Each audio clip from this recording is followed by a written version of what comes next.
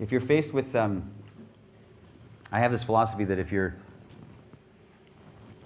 faced with two decisions in life, and you should be,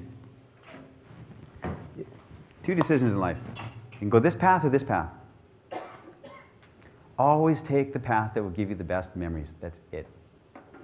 Not the path that's going to be more financially rewarding. Not the path that your friends and family say, yeah, that's better for you. Not the most stable path. What will give you the best memories? When you're old, that's all you'll have, gentlemen. You will not remember the car you bought, the raise you got, the house you bought. I had a girlfriend, one of my first girlfriends, I saw her after 20 years. And I remember I was talking to her, and she was telling me about her life, and I hadn't seen her for years. And she said she works at a convalescent home, a place where old people die. They go to die. They're about to die. And she said to me, every day I see somebody die, an old man die in his bed. And they're so alone. And she said, you know, the only thing they ever say to me, they hold my hand as they're about to die that day, and they say, nothing is more important than your relationships.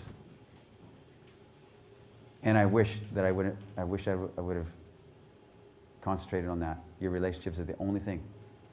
You should spend all of your energy that you're trying to do in career and all this kind of stuff and making the best memories you can. That's it.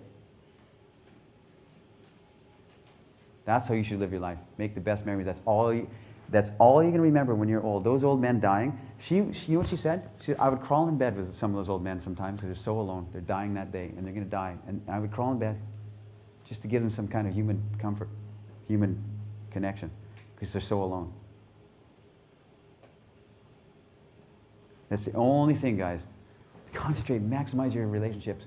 Your memories are the greatest thing. That's the only thing you have when you're old, and so make the best ones. There was a play done by Samuel Beckett, who wrote Waiting for Godot. Have you heard of this? He wrote another one that's a bit more obscure, and people don't know about it so much. It's called Krapp's Last Tape. And the play is this. Audience is out here in the dark. There's a table, and there's a light bulb hanging down over it, just a single light bulb. It's all dark. There's a cardboard box on the table, and a tape recorder.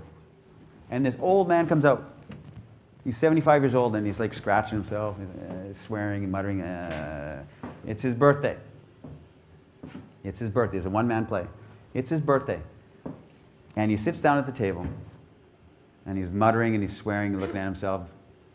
And he looks in this box, and the box is full of audio tapes.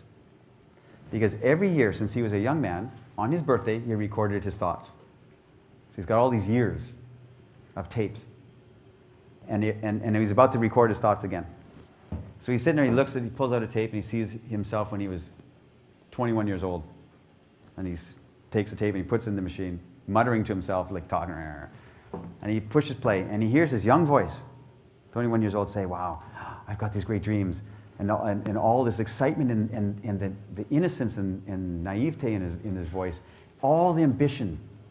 And he listens to it, and he can barely listen to it because none of that worked. None of it worked out the way he thought.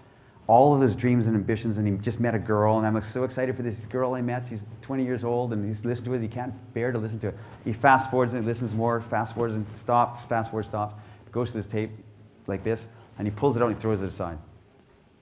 And then he pulls out another tape, and it's him when he's 31 years old.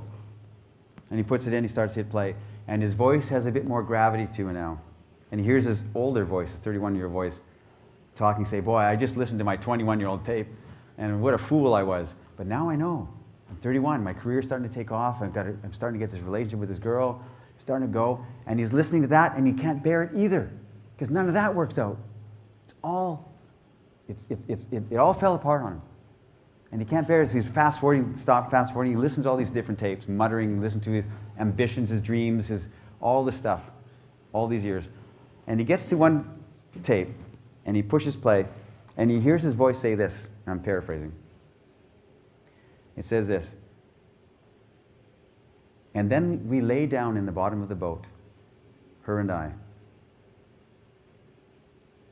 And the sun was shining, and the boat drifted and got caught in the reeds. And I laid there in the bottom of the boat with my hand on her breast, And the boat went up and down and side to side in the reeds. And he pushes stop. He rewinds it, and he listens to that again. He pushes stop. He rewinds it, and he listens to that again. And the curtain comes down.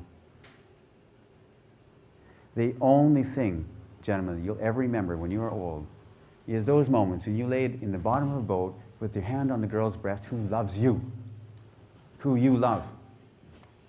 It's the only thing there is. Everything else is vanity, as Ecclesiastes says.